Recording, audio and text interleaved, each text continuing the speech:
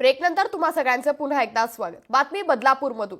बदलापूर अत्याचार प्रकरणातील आरोपी अक्षय शिंदेच्या एन्काउंटरनंतर बदलापूरमध्ये जल्लोष साजरा करण्यात आलाय। बदलापूर शहरात पालक आणि विद्यार्थ्यांनी फटाके फोडून जल्लोष साजरा केलाय। दरम्यान यावेळी भाजप नेते राजन घोरपडे यांनी विरोधकांचा चांगलाच समाचार घेतलाय। या ठिकाणाहून आढावा घेतलाय आमचे प्रतिनिधी अजय शर्मा यांनी।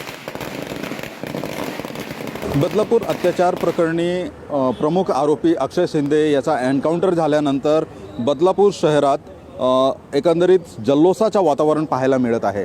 मी सध्या आहे भारत कॉलेज या झेंडा चौकात आणि आपल्यासोबत काही महिला आहेत, काही पालक आहेत, हे आपण पाहू शकता। इथं जल्लोष या लोकांनी केलेला आहे। मॅडम काय सांगाल, खऱ्या अर्थाने तुम्ही लोक इथं फटाके वाजवून जल्लोष केलेले आहेत, काय नक्की तुमची भावना आहे?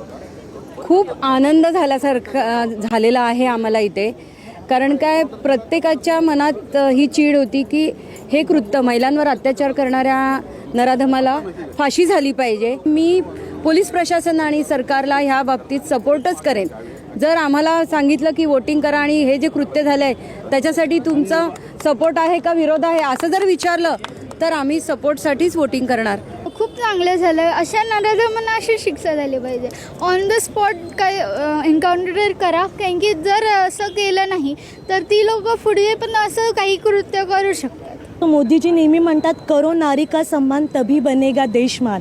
आणि नारीचा सन्मान करण्यासाठी जी काही गोष्टी घडलेल्या आहेत तो न्याय मिळाला आहे आम्ही एवढंच सांगू शकतो, कारण न्याय प्रक्रिया खूप वेळ लागतो। तर काही गोष्टींना लवकर स्वरूपात गोष्टी होणं पाहिजे। त्यामुळे जे झाले त्या गोष्टीसाठी सगळ्या आणि मुली आता निडर झालेल्या आहेत। तर thank you so much, it is a good thing.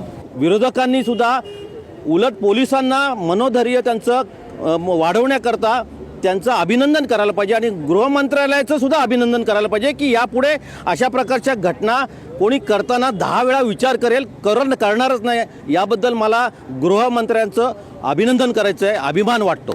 बदलापूरकरांना न्याय मिळालेला आहे ही भावना प्रत्येक बदलापूरकरांची आहे। अजय शर्मा, लोकशाही न्यूज, बदलापूर।